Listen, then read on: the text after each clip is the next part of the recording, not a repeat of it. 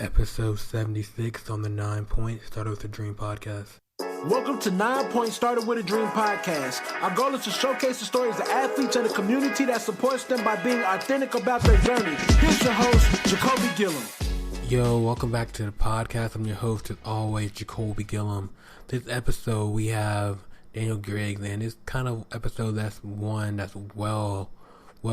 It goes up the whole journey from how he, was an athlete that had no offers, just said, I want to go pro, and he made it happen, to how he's using that same mentality to be, an athlete CEO and can run his own company. A lot of times as athletes, we don't really plan for the next chapter, or as we say, the life after sports. And it's unique to hear Daniel's journey and kind of how he didn't fully plan for it, but how he made the execution to be ready when the time comes. Now he's using that athlete mindset to treat his company as a sports team, and how he builds and how he leads and how he goes about business.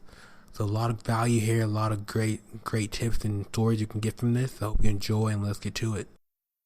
Daniel, what that's when it comes on is, when you're younger as an athlete, what was one of your bigger dream goals you want to achieve? When I was younger, really my goals were more so based on like being better than my brothers. Not in a jealousy way or anything like that, but my brothers were really, my family has a lot of really good athletes in it. My brothers were the two that I really looked up to, and they dominated in their sports and the sports that they did. So when I was younger, it was always about competing with my brothers. And I mean, my brothers were both older than me. My older brother is 3 years older than me, and my oldest is 5 years older than me. So it was always about, keeping up with them and really trying to be better than them. And a brotherly love type of competition thing, not more so like jealousy or anything like that. But it was always like, I got to work to be better than my brothers. So that's how it was when I was coming up in regards to like my goals being an athlete. I love it. So was it football, was it basketball, was it like every sport you can play, even Uno? Yeah. So yeah, we always competed in everything. So, I mean, from I guess you can say organizational sports, it was football, basketball, and track. I definitely got them both in basketball. They didn't continue playing basketball, but football and track definitely. My older brother, we all ran a 400, and he had set a record, and I was trying to beat that record, which I came close to, but didn't end up beating. But we competed in, sports like that, or even just things around the house, from wrestling, dominoes, Uno, anything that you could think of, we were always competing. That's awesome.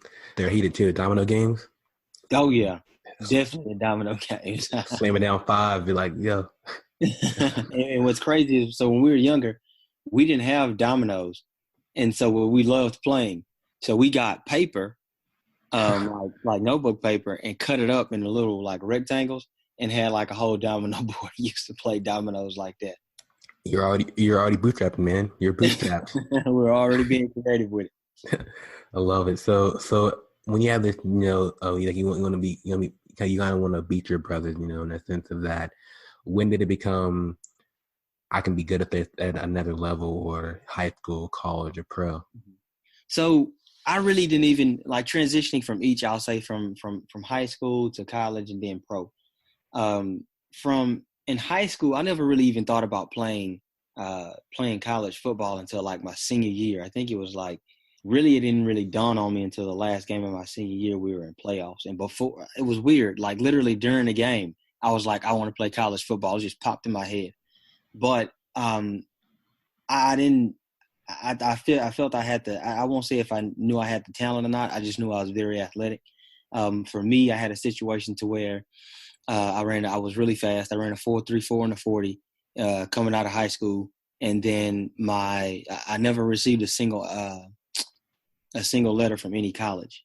I mean, there's a long back end story with that. Not anything on my end from me not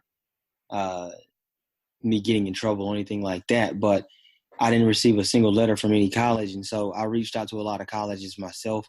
I created my own film. This was back in 2005. So I was dubbing stuff on VHS and making my own film and everything and sending out and contacting colleges. But I won't say that I really put a lot in I thought into being like, oh, I know I have the talent to go play. It was just like, I'm going to go play and I'm going to figure things out. So transitioning from high school to college, I chose a college. I went to a small D3, and I went and played at that college. And I was actually going to quit my freshman year. I was really athletic, of course, really fast, but I was such a small guy. I was getting tossed around the field.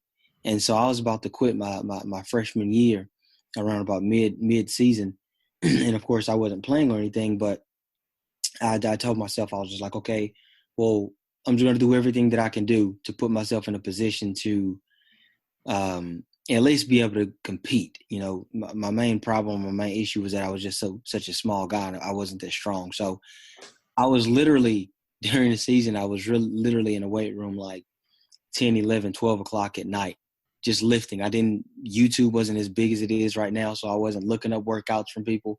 I was just doing stuff, really a lot of things I did in high school, and then I was just lifting. I was just like, I gotta get stronger. And so that kind of set me over that obstacle, I guess you can say. And that's what really jump-started a lot in my career in college. It made a huge difference. Of course, I was always athletic. I was always fast. I still did track. And so as I picked up more weight and more size, it wasn't something that took away from my ability to play on the field. And so as I went through college, and I wanted to transition and play pro football, this is really like, I won't say unheard of coming from my college, but it wasn't a lot of people that really said that they wanted to go to the NFL. I'll put it like that. A lot of people would play pro or say they want to go play pro and play in a arena football or semi-pro or something like that. But I was like, I want to go play in the NFL. And it was, I guess it was kind of crazy because I had really great stats, but we never won a single game my senior year. Damn. And I never received a single accolade. And so it was like, what am I doing trying to go say I want to go play in the NFL? And so, but I never even really paid attention to those things. Those things didn't matter to me. Not that I was just like, I'm going to block it out of my mind, but I literally didn't think about it. I was like, I don't need to have that. I'll figure out, other ways that I could display my talent. And so I actually did a lot of stuff on my own. I went and I contacted NFL teams on my own. I figured out emails. I figured out phone numbers. I tried to make connections and networking, but honestly, realistically, it didn't. I mean, yeah, if you know someone and it can be a lot easier, but knowing that right person and having a relationship with that right person is very difficult. So it's not as easy as it sounds. And so I contacted some teams like the Houston Texans. I got the phone number to the defensive backs coach, and I called and emailed this guy like every single day for a week. And then on that, I think it was like that Friday or Thursday or something like that, he called me back and was like, "Hey, Daniel, this is Coach." I forgot what his name was at the moment. It was back in like 2009. And he was like, "You one persistent guy," and I like that. And so I had a long conversation with him. They had like 9 or 10 DBs and guys that was hurt. So I couldn't get into camp. It was right in Houston. So it was only like an hour away from me. But that didn't work out. So I went and played arena football. I got on an arena football team. I got the film that I needed. That was my only goal. My goal was never to play pro football. My goal was to play in the NFL, which is a huge difference. It's an accomplishment in other people's eyes on both ends. But for me, my accomplishment wasn't to play pro football. My accomplishment was to play in the NFL. So I got the film that I needed. I went and played on an arena team in Seattle. And I went and did the exact same thing. I figured out more emails to coaches. There was a lot of staff changes on every team, which it is a lot of most of the times. So I contacted the director of player personnel, and I figured out the emails to about 23 teams. I sent out all of those emails, and then I made phone calls as well. Like I literally sat down and went to all 32 NFL teams.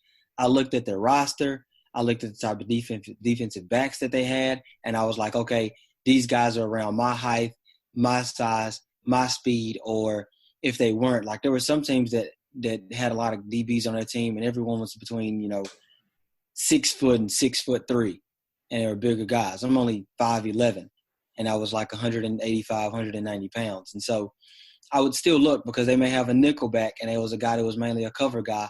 And the reason I did it was because when I sent an email out, I was basically pitching these teams and selling myself. And I was like, hey, I think I can contribute to the team in this way. This is my speed. These are my strengths, etc. And so I sent out emails to 23 NFL teams. That's all I could figure out. And then I got phone calls back. I got contacted back for about 7 teams. But I actually got opportunities with 2 teams, which was the New York Jets and the Jacksonville Jaguars. The New York Jets, I had to do a workout for and send it in to him. The player personnel at the time really liked it. He put me on a short list. For anyone that doesn't really know what that is, it's basically a list that someone gets hurt in camp or they bring guys in during camp. I'm going to be one of those guys they're going to look in to bring in. That didn't work out. I really depended on my agent at the time to stay on top of that, which didn't happen. But the Jacksonville Jaguars, when I sent them an email, they literally called me like 30, 45 minutes later. And so I get a phone call from them. I have a heck of a conversation with them, and they bring me in for a workout. And this was like, I have a huge imagination. I have a massive imagination. And I didn't even imagine an opportunity being this set up for me the way that it was. And so I spoke with them during the summertime before camp. And they did theirs different at the time. I don't know how they do it now, but at the time, they did theirs to where they would bring guys in all at once. And it was during the season. So I spoke with them, I think, from like July all the way until October. And they brought me in October. This was during season. Every phone call, he was like, are you in shape? I want you to be in shape. Just come up here and run fast. And literally my name would have been on the contract, and my dream was just like, it was right there. So they flew me in. They put me in a nice hotel. They got me that morning. They took me to the stadium, showed me around the stadium a little bit. They fed me. They took me in the locker room. My name was on a locker in the locker room. It had Griggs. They had a bag for me. They had clothes, even though I had my own stuff. And it was literally like set up to where it's like, man, this is it for you. And so, we go out to do what I've been doing all my life, which is running fast since I was a kid. And I go out there and I blew it. Mm-hmm. And the reason that I blew it is because my preparation for the entire time going up there wasn't based on what I've been doing. It was based on me looking at other guys that were already in a position that I wanted to be in and be like, oh, I need to change up and I need to do this and I need to do this and I need to do this. And while I was preparing, I overtrained and I had a strained hamstring. And so because of that, my hamstring was tight, of course, throughout the flight and everything. And basically I blew that entire dream and that entire setup on my own. Just because I didn't stick with – I always like to say I didn't stick with the basics. Like, I didn't do what put me in that position. I was trying to change up and do what I thought other guys were doing, and that's what I needed to do. So my transitioning from going from level to level, I never had a doubt in my mind that I couldn't accomplish and get to the position that I wanted to. But I will say when I got to the ultimate level and when I had my dream right in front of me, I blew it just because I made the decision not to stick with what like I say, I've been doing all my life, just sticking with the way that I trained, sticking with the way that I worked out and what worked for me. Man, I visualized that whole story as you were talking about it. And it's amazing that you got that far, because you said you went from being, the guy who had no offers to going D3, just saying to having the opportunity that you dreamed of. So just like what gave you that mindset to say, no matter what's in front of me, I'm gonna beat it? I really think that, I've thought about this actually, the exact question that you're asking, because I've always thought to myself, like, why am I I've had somebody say like I'm relentless when it comes to my goals and going after things. I really think a lot of it comes from my childhood. My parents were my parents is just like the reason that I am the man that I am and the person that I am today. There was a lot of things. I was a very active kid in regards to I wanted to get into a lot of things, and most of those things weren't, good decisions and stuff. But I had a very stable household. I'll put it like that. And growing up, especially in my early childhood, we didn't have, from a financial standpoint, we didn't have a lot. I mean, we had enough to where I put it like this, we had a meal and a roof over our head and a bed to lay in, but we didn't have a ton. But at the same time, I was always so competitive, and I never looked at things like I couldn't accomplish it. And I liked challenges. And if I seen the challenge in front of me, it was like, all right, I'm gonna come out on a winning end. Like, I'm about to defeat this. I love this challenge. And it was like that from, when I talked about earlier with my brothers. I mean, I was always competing against my brothers. And it doesn't matter, like, when you're in college or maybe even high school at times, but my brothers were 3 and 5 years older than me. And if we went somewhere, my parents are like, nope, take your little brother with you. And it was like, hey, if we're going to do something, you got to stick with us. If we're running somewhere, if we're riding bikes, you got to hang with us. We're not going to wait on you. So I think I just had that mindset developed when I was younger. And as I got older, I never had the conscience of this is going to be difficult to accomplish. It was just like, I got to figure this out. And so I would just approach it like I'm going to figure it out.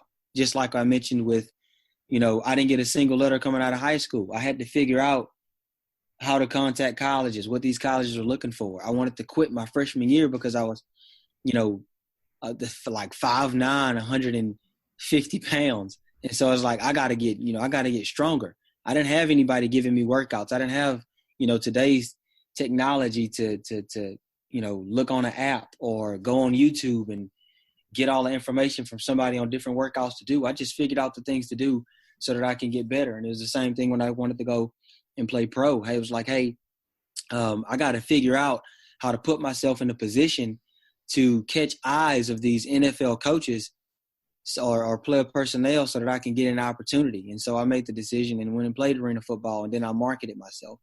So for me, I feel like it was just a mindset that was kind of put in me when I was younger, especially being the youngest brother and having older brothers, and then having parents that was just like, if you want to go with your brothers, you're going to have to stick with them if they go running. If they go playing, then, you're just going to have to level up if you want to play, or level up if you have to run. So I just really feel like it was a mindset that was established in me since I was younger. Dude, I love it because I think a lot of us have that. Like, there's nothing we can't achieve. Because like I think if we're taught, if you work hard enough, you'll get it. Mm-hmm. So for you, when you have the opportunity to achieve that NFL dream and came up like a step short, how did you? What was that next day like? Yeah, it was, man, honestly, it was difficult.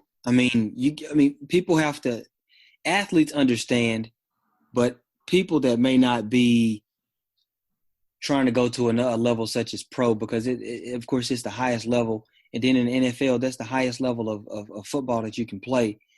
There was so much that I had invested in this sport and in myself, from training, from relationships, from everything. Like, everything is put off. My career, as an athlete, even though I didn't play on scholarship, as an athlete, there's so many things that you don't have the opportunity to do because you're so invested in your sport, such as internships or working jobs and getting work experience and things like that. So there's a ton of things that I just put off in life that I did because I was focusing on accomplishing this dream. And honestly, I knew it as soon as we got done with the workout, because he came in, he was just like, you didn't run a 4.4. And I've been running 4.3s and 4.4s since high school. And it was just like, I could bounce back and I could go do things. And I did. I continued to play. I continued to train and work for the next opportunity. I went and played in New Orleans, and I had, I was on an arena team in New Orleans. But like I said, my goal wasn't to play pro football, whether it be AFL or CFL. I had the understanding that I can take these steps to get to the goal that I want to, but I wasn't trying to have an extended career in playing in those leagues. That was just my mindset. So it was very difficult for me to transition away from it and really just to be like, okay, what's next? You know, I mean, the thing is that, and I think a lot of athletes, especially any athletes that read or listen to hear this, like, failure is real. I know it sounds good to be like, oh, you didn't fail. It's just a step back so you can take 2 steps forward. Like, all of those memes and quotes and all of those things, you can put as many deals, like videos on social media, but failure is real. And at some point, you got to realize that you failed. Yeah, you can have another opportunity, but when you're talking about sports from a pro sport perspective, I don't know what it is with other sports, but with football, it's less than 1% to even have the opportunity to get in NFL. We're talking about just being on practice squad or just getting into camp. Like, these things are less than that. And so at some point, you got to realize that you failed. And then at that point, you have to make the decision. You have to understand what's going to be next in life. And I kept going, years after, but at the same time, like I say, I was like, okay, what am I going to do next? And my mentor, when I actually started to transition into business and everything, my mentor told me, I was like 26, 27 at the time. And he was like, okay, now you have to decide what you're going to do when you grow up. Even though at the moment I'm a grown man. And so the transitioning part out of it was more based on, okay, like, it's weird. It's like, what do I like to do besides sports? And so for me, I have a very competitive nature. And I was an entrepreneur because as an athlete, you're an entrepreneur anyways, and your body is your business. And so from then I transitioned. I'll put it like this. I gradually transitioned away from football. And it was extremely tough making that decision, very tough making that decision. I won't say like it was easy. I was like, okay, I'm going to move into my next phase of life. This is the next journey. It was difficult because for me, I came from failing, and then it was like, I don't know what I want to do. And so I made the decision. And at the time I was a personal trainer. Really, that was more convenient for me because I could be a personal trainer. I can work out. I have clients. It was still within a fitness role. So it was easy to do as I was playing sports and I wasn't on a contract or anything with the team at the time. I had like a sports apparel company, which I was trying to build up. I have no idea why I was doing it. It just sounded good at the time. And then I was building websites as well. And I started out building a website because of the personal training company. And I was like, I need a website.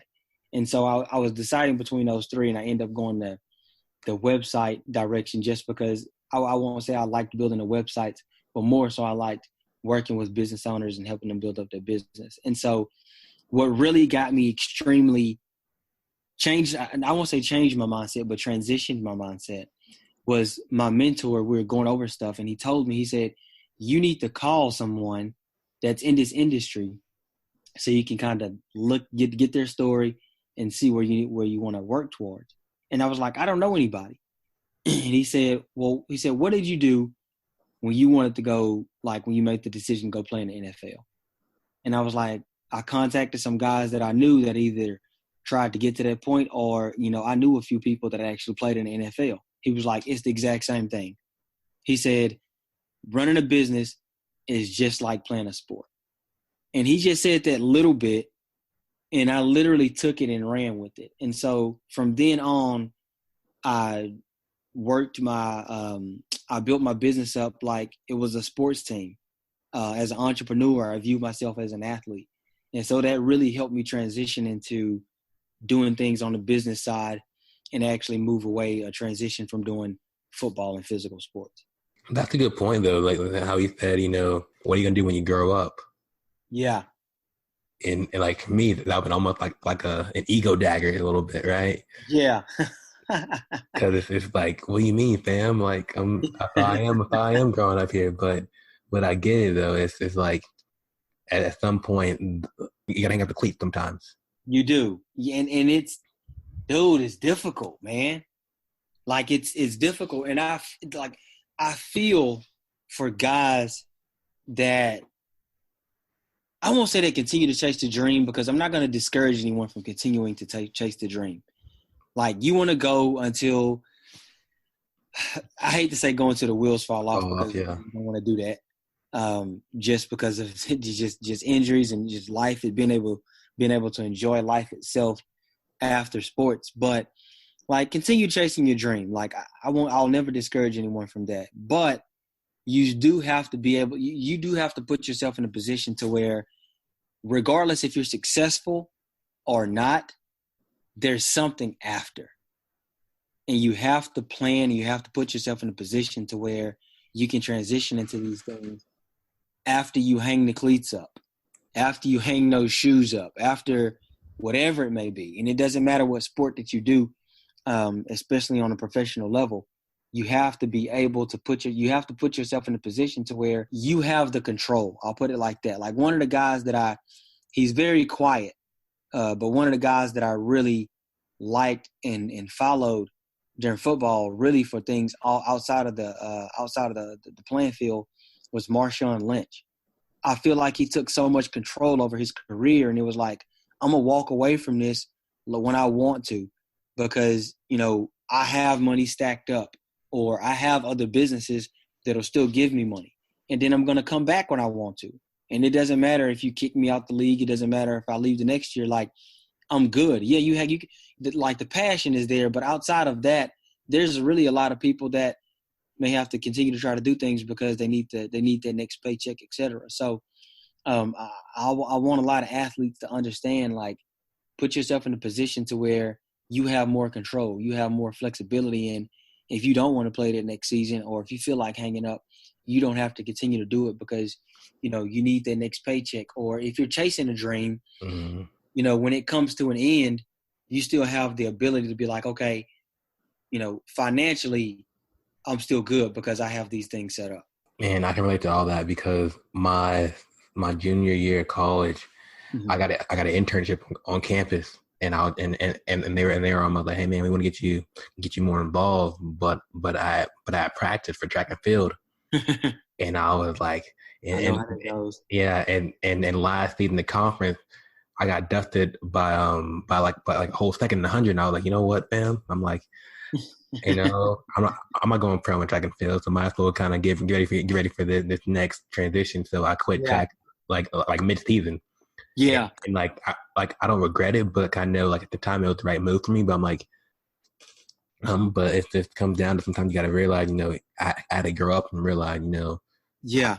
I chased the dream and I achieved the dream of being a D1 athlete. Now let's figure out this next phase.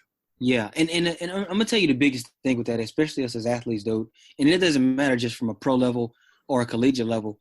We are trained and we are molded into not quitting. Mm-hmm. And the thing is that, like, the decision that you're talking about you made, some people may be like, oh, like I talk about figuring things out, but figuring things out doesn't mean that figuring things out just means that you kind of do what you like you mentioned, like, I may have to walk away from this because I'm looking at a bigger picture for this. You know what I mean? Like, life itself, not just that sport. And it's so hard to separate because, like I say, we're so invested in our bodies. We're so invested in being successful in the sports that we do that the tunnel vision that we have blocks out everything else. And it makes it very difficult to put our attention or even want to put our attention or feel like we can put our attention towards anything else. So the decision that you made, like you say, I'm happy you don't regret it. I regret it, or I had like a lot of, the guilt isn't the right word, but it was, like I said, it was tough for me when, I blew the opportunity that I had. But it was, it was an eye opener as well. Like, I really knew, like, I won't have another opportunity like this. And it's going to take a ton from me to even put myself in a position to get another opportunity like this. And, if I'm just being real about it, I wasn't really willing to make that kind of sacrifice to my family to put myself in a position like that again 4, 5, 6 years down the road. Mm. And so it was a difficult, it was a difficult decision. But I think that's one of the biggest things as athletes from collegiate level and from a pro level is that, making those big decisions like that is very, very tough. So I don't want anyone to hear it and be like, oh, it's easy to say, but, I'm so dedicated to, et cetera. Like, yeah, like, stay dedicated, but, you always have to think about the bigger picture. What's going to help me later on in life? And two, I think a lot of us, we haven't healed what drove us to want to achieve these big goals. True. Like for me, I was so driven because I was underdog that no one knew my name. That like on a bigger scale, that I wanted to make sure I was D1, so I had that status to say I was better than XYZ, or like I achieved this level, when really D1, D2, D3, NAI, it's all the same. Yeah. It just another. It probably just costs more. Yeah. True. you And know. then, and so kind of like on the same thing, like that was the biggest thing for me, because I did have this picture in my mind. Like I did look at it and was like, man, look, it'd be like you came from nowhere. Like I remember when I was on the arena team, my roommate, who's still a really good buddy of mine, Antonio Robinson, he has an incredible story, and he played with the Green Bay Packers and won a Super Bowl with them. He's from Miami, Florida, and he was my roommate in New Orleans. And he told me, he was like, man, I don't even see how you even playing on any pro level besides semi-pro, coming from a Division III school. And I literally had in my mind the entire time kind of like a chip on my shoulder, like, Mm-hmm. I came from this small school. I don't have any accolades. Like, no one knows about me. Like I sat down. I didn't work through an agent to get myself in this position. Like I sat down and I just grind and I figured these things out. And so I did have this whole story in my mind, but the ending of it didn't end the way that I imagined. It ended with failure. And it still can be a great story, but at the same time, for me, it was just like, this is how I want my story to be.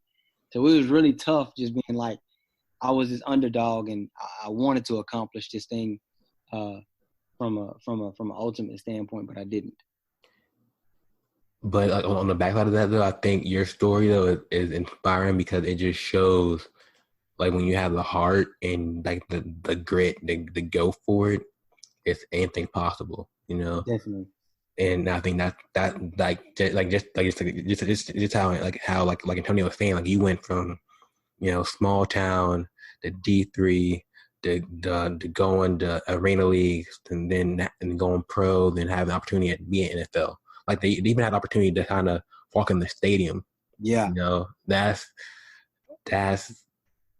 impressive right there. So proud to you, my man. Appreciate it. So once you got to this point where now you're a business athlete, you're actually running a business like it's a team. Mm-hmm.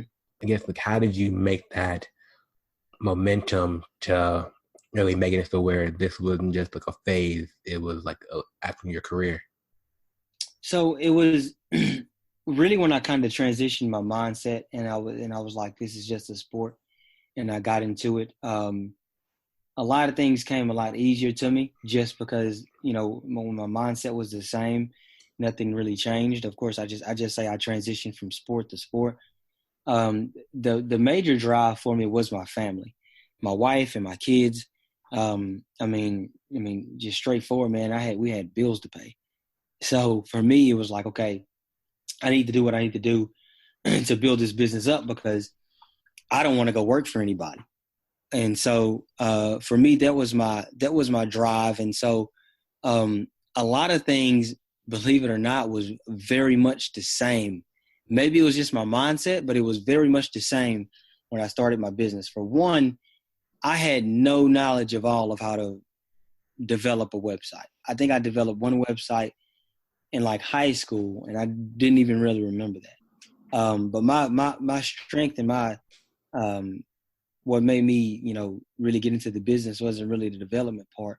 It was more so on the business part of helping grow businesses. And so I taught myself, self-taught, on how to develop. I did a lot of things on the fly. At the moment, I wasn't in a position to be able to develop our websites for the companies that I wanted. So I used Wix.com to do like drag and drop websites for these real small brick and mortar companies. And I just used that kind of like to get experience with working with the companies, and just use that at the moment until I understood how to develop out a website, until I got a developer that can begin developing for me. I'll kind of pause right there for a little bit, because I said a lot of these things were a lot like when I was going from college to wanting to play pro and playing the NFL. And when I was transitioning in, I used the Arena League as a stepping stone to put myself in a position to have the opportunity to be in the NFL. And so for me, it was like, okay, I'm going to use Wix.com, which is like my AFL, to be able to ultimately work with the companies that I want to work with and have the opportunity to work with them, which was like my NFL. So I literally had this exact same mindset and was like, you know, I got to go through certain steps to do that. And then to build my business and get in clients, I was cold calling people. And I didn't do a lot of cold emailing, but I did a lot of cold calling and connections that way. And I literally did the exact same thing to put myself in a position to have my NFL opportunity. Like I was calling teams, I was emailing teams, and I was pitching them, and I was doing the exact same thing with my business. And it was just so ironic how things were literally working out the same way. And so throughout, you know, from 2015 when I started up to now in 2019, there's a lot of transitions and a lot of things that I did to build up my team. And I viewed my team as, I always like to say, I started off as just like playing every position, which was, you know, I was the CEO, I was the marketing director, I was the finance person, I was everything in my business because I was just a one-man show. But as I built up, it was just like, you know, if someone went for, like, you know, played at a small school, or you had an extreme amount of talent and you did kickoff return, punt return, you was the quarterback, you played safety or defensive back too, you played receiver a few times, like you played all these different positions. It was kind of the same thing. And then as I built up, I started to move away from different positions. I got a developer, and then I got more developers, and I got a project manager, and I brought on a marketing team. And so I transitioned from being in my business to working more on my business, or I guess you can say I transitioned from being the quarterback to actually being the coach now. Mm-hmm. And so I'm more monitoring and managing my team on the things that I need to do and using their strengths and everything else. So for me, transitioning and building my business and making it successful was more just like I say, it was a mindset and running my business a lot like, you know, running a sports team. And so one of the major things is that I had huge opportunities.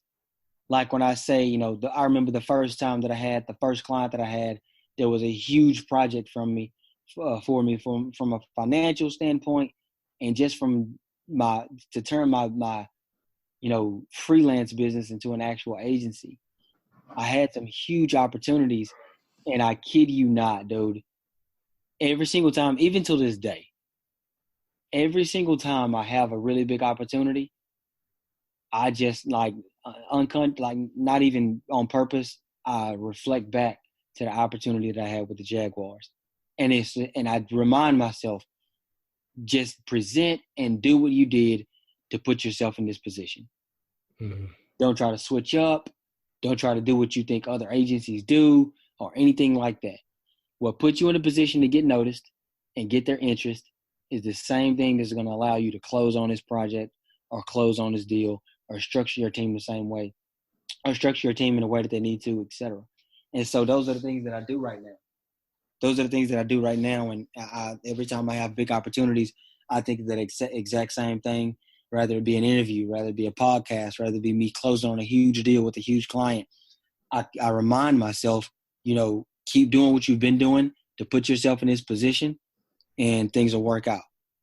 Yeah, I need that for myself, just to kind of like, because I'm at the point now where I'm playing CEO, quarterback, receiver, defense back. So I realized I need to get to the point where I'm more working on the business with this thing. So I need to hear that from Griggs. So thank you for that. Yeah, definitely. And it takes time.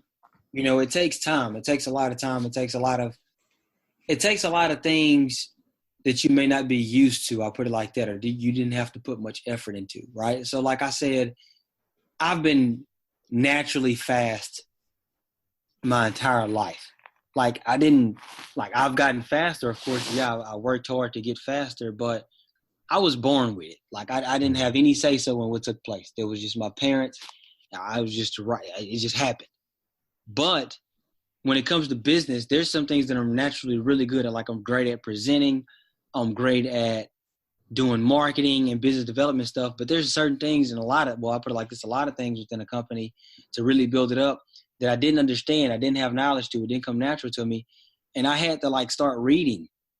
Like I'm not illiterate or anything like that. And I'm a good reader, but I've always had like focus issues. And so for me to read, I have to have a right setting to read. Like it can't be quiet, but I can't have a lot of noise in the background at the same time. But for me to be able to focus and really consume what I'm reading to be able to grow my business is things that I had to adjust and things that I had to do.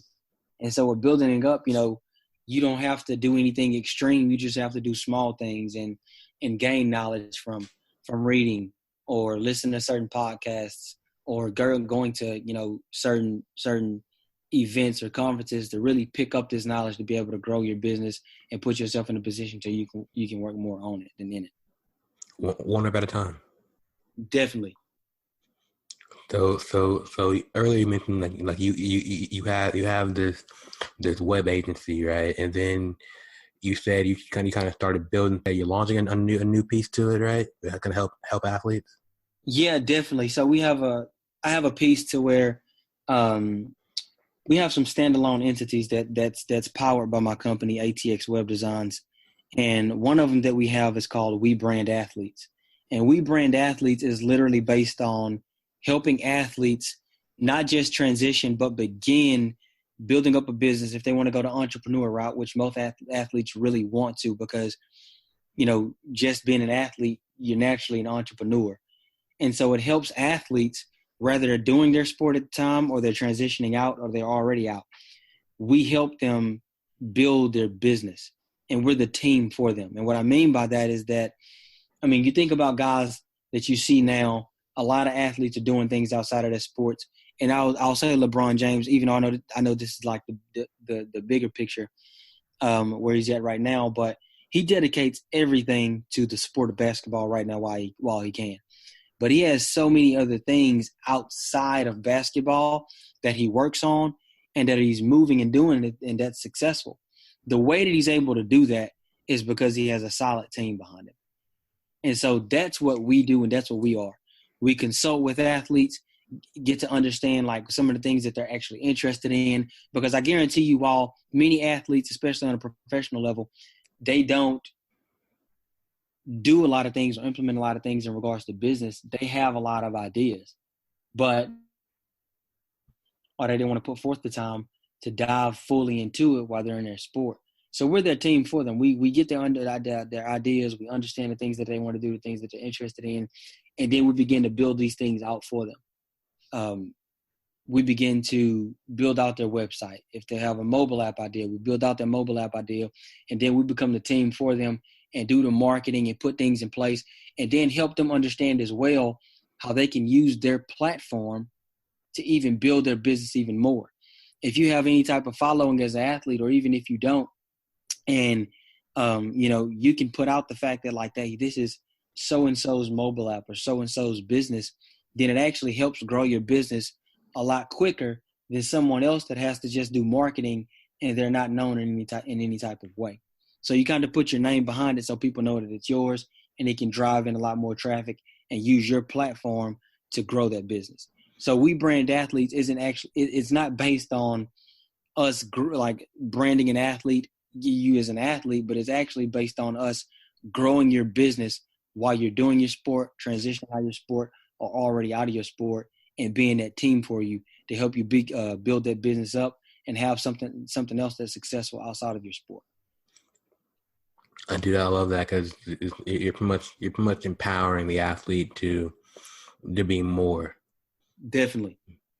And I like the whole thing that I think it was LeBron James started up, but it could have been someone else. But the more than athlete deal, and that's what really kind of made the bulb pop in my head, was like, I look at that and I look at myself, and people kind of look at you when they only know you for sports, and it's just like they only can put you in the same relation to a sport.